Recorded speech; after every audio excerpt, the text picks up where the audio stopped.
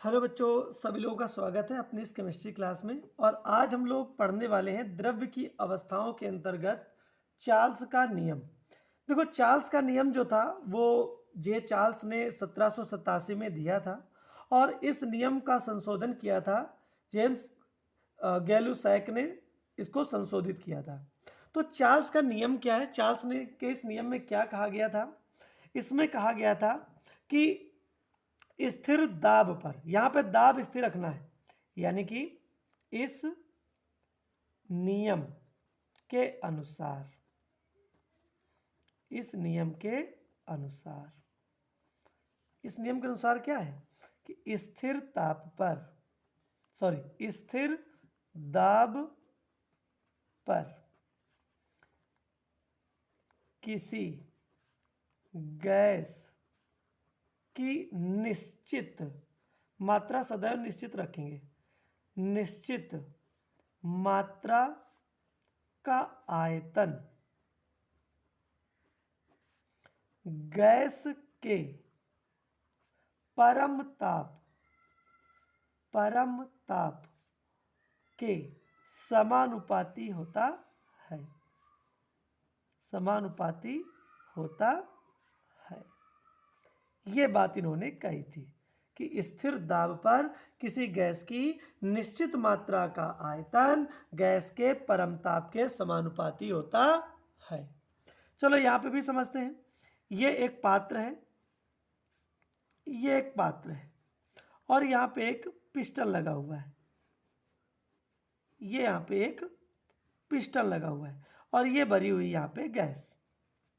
ठीक, अब यहाँ पे दाब को स्थिर रखना है, यानी कि दाब क्या है? स्थिर, यानी कि नीचे की तरफ ना तो बल लग रहा है और ना ही ऊपर की तरफ बल लगाया जा रहा है। बाहर से कोई भी बल नहीं लगाया जा रहा, कोई भी दाब नहीं लगाया जा सकता है, लगाया जा रहा है ना नीचे की ओर ना ऊपर की ओर। दाब को स्थिर रख दिया गया, इसको ऐसे छोड़ दिया गया। अब क्या किया गया? गैस भरी हुई है, यहाँ पे हम इसको गर्म करेंगे। इसको हम क्या करेंगे? यहाँ से गर्म करें। गर्म करने का मतलब क्या है? ताप बढ़ाएं। तो जब हम ताप बढ़ाएंगे तो क्या होगा? अणुओं की गतिज ऊर्जा बढ़ेगी। जब गतिज ऊर्जा बढ़ेगी तो क्या होगा? अणुओं के बीच की दूरी बढ़ती है और जब दूरी बढ़ेगी तो ये ज़्यादा से ज़्यादा जगह घेरने का प्रयास करेगा। तो ये पिस्टन पर गैस के अणु बाहर की तरफ दाब डालेंगे तो ये पिस्टन अपने आप ऊपर की तरफ जाएगा और जब ऊपर जाएगा तो क्या होगा? आयतन बढ़ जाएगा। तो अगर हम ताप बढ़ाएंगे तो अणुओं की गतिज ऊर्जा बढ़ेगी, जिससे अणुओं के बीच में रिक्त स्थान बढ़ेगा, जिसकी वजह से आयतन बढ़ जाएगा। और अगर ताप को कम कर दें तो क्या होगा?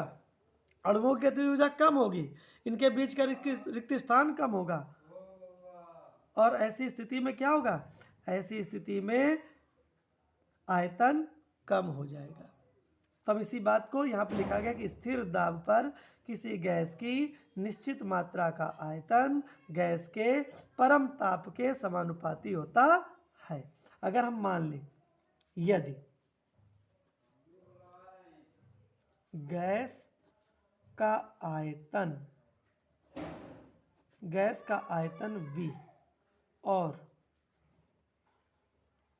परम ताप T हो तो चार्ल्स के नियम से, तो चार्ल्स के नियम से क्या होने वाला है? V is proportional to T। जैसे जैसे ताप बढ़ेगा आयतन बढ़ेगा, ताप कम करोगे तो आयतन भी कम होगा। तो ताप और आयतन में क्या संबंध दिखा? समानुपाती का, या कहें कि अनुक्रमानुपाती का। तो V is proportional to T हो जाएगा। प्रोपोर्शनल का साइन हटा दोगे तो क्या होगा? एक कांस्टेंट जुड़ जाएगा और बाकी का T। कोई दिक्कत? यहां पे हम लिख सकते हैं V upon T is equal to K। के तो पता ही है क्या है? के क्या है? के एक स्थिरांक है। ठीक, यहां पे भी हम लिख सकते हैं इस नियम के अनुसार एक बात और लिख सकते हैं। क्या लिख सकते हैं? स्थिर दाब पर, स्थिर दाब पर क्या होगा? किसी गैस की निश्चित मात्रा के आयतन और उसके परम ताप का अनुपात, यहाँ पे अनुपात होगा, अनुपात सदैव क्या होता है, एक स्थिरांक होता है। तो कोई दिक्कत? तो यहाँ पे ये बात भी चार्ल्स के नियम के अनुसार कह सकते हैं।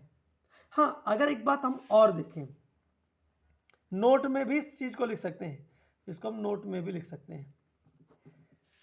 अब ये बात क्या है, ये बात है कि अगर हम गैस का ताप मान लेते हैं, अभी T1 है, आयतन V1 है, हमने क्या किया, ताप बढ़ाया, तो क्या हुआ, ताप T1 से बढ़ा के T2 कर दिया, तो इसका आयतन क्या हो गया, V1 से V2 हो गया। तो ऐसी स्थिति में चार्ल्स का नियम क्या कहता है, यानी कि यदि, यहां पे लिख सकते हैं, यदि गैस का ताप T1 से बढ़ाकर T2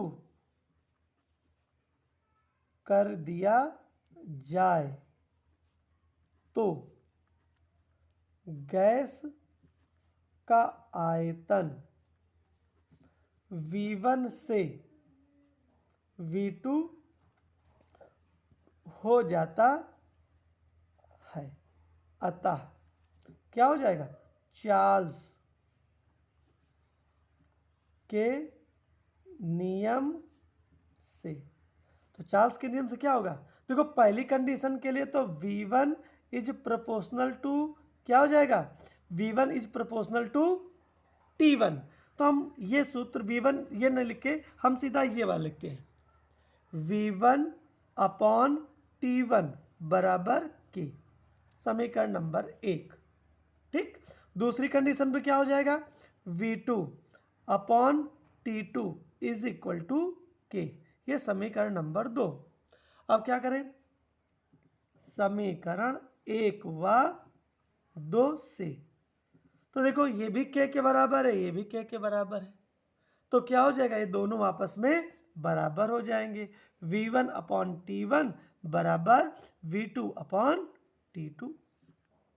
तो ये हो गया तुम्हारा चार्ल्स का नियम दो भिन्न भिन्न परिस्थितियों में।